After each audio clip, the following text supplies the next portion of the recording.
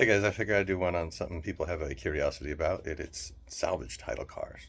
Why in God's green earth would you buy a salvage title car? You're buying a mess.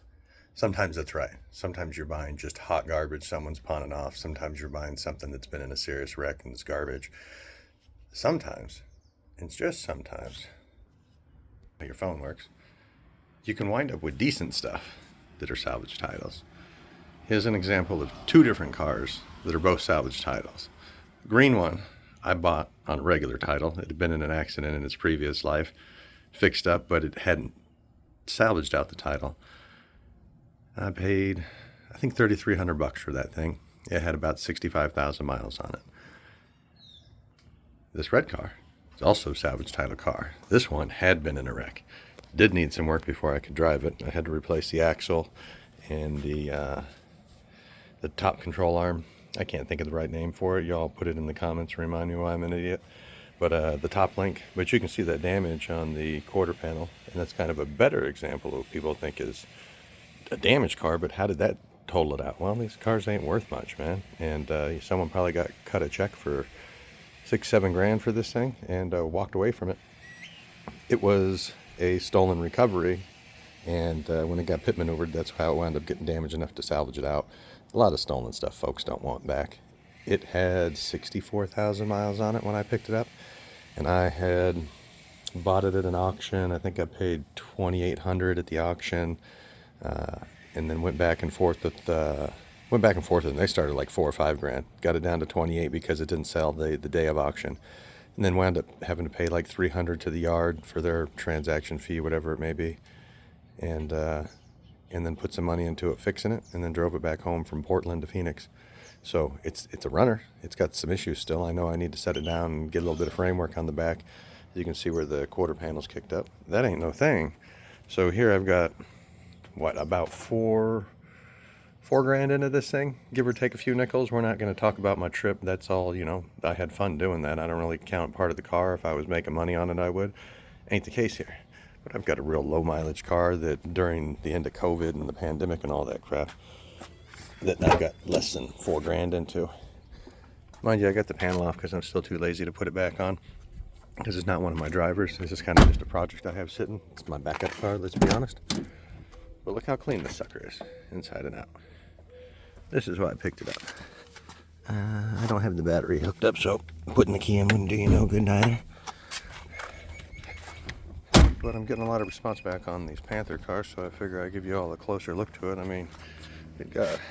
And the nice thing about having the same cars is when the light on my green one went out, I just popped it out of this sucker, borrowed it for a little while. That's not from an accident, that's from another car of mine that I just switched back and forth, and now it's time to do all the services. But look how clean and pretty this thing still is.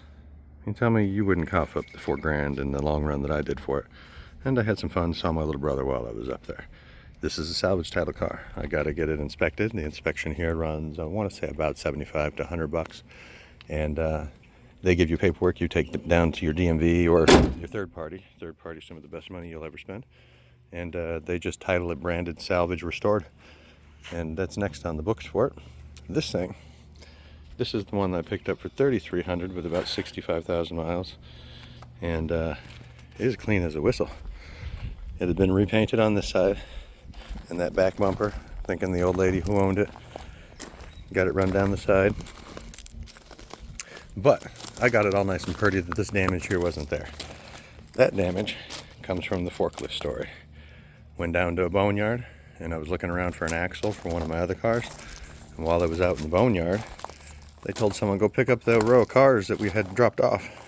And he went all the way down that row, and I was parked at the very far end by myself. He picked up my car, took it around back, brought it back in, realized it was the wrong car. They took it back out and put it in the parking lot and never said anything to me. Wound up hopping in the car, driving home. Noticed my mirror was all askew when I got home, or at least on the drive home. And so one time my kiddo comes out and greets me, and she goes, Dad, what is wrong with your car? I hop out, and on this back door you can see the damage. Let's wander over yonder. This was popped in about the size of a watermelon. I wound up having to go back to the U-Pull yard and confront the guys about it, and eventually management said, yeah, some guy fessed up. He took your car around back with the forklift. and he did the damage. They kept wanting to get it fixed by one of their fly-by-night shops, and it took me a couple of months to get them to do it through the insurance, and eventually the insurance came back and said, we'll give you, I believe it was $7,000 for the car.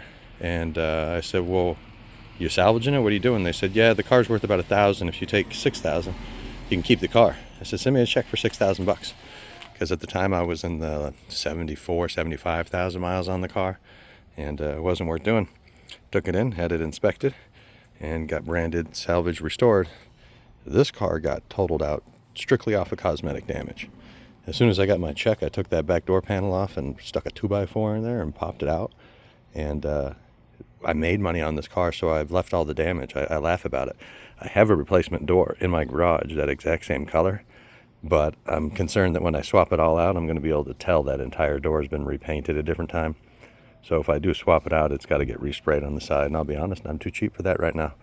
So I went and got me another car. So between 3 of them, I can deal with them all not being perfect.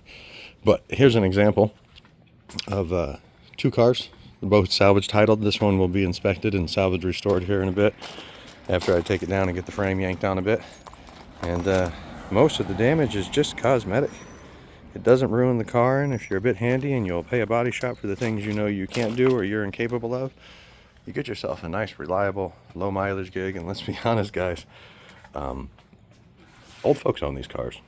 Old folks crash stuff. If you can find them and you're able to fix them up, get them on the cheap, man. I love these things. If you do too, let me know in the comments. Thanks.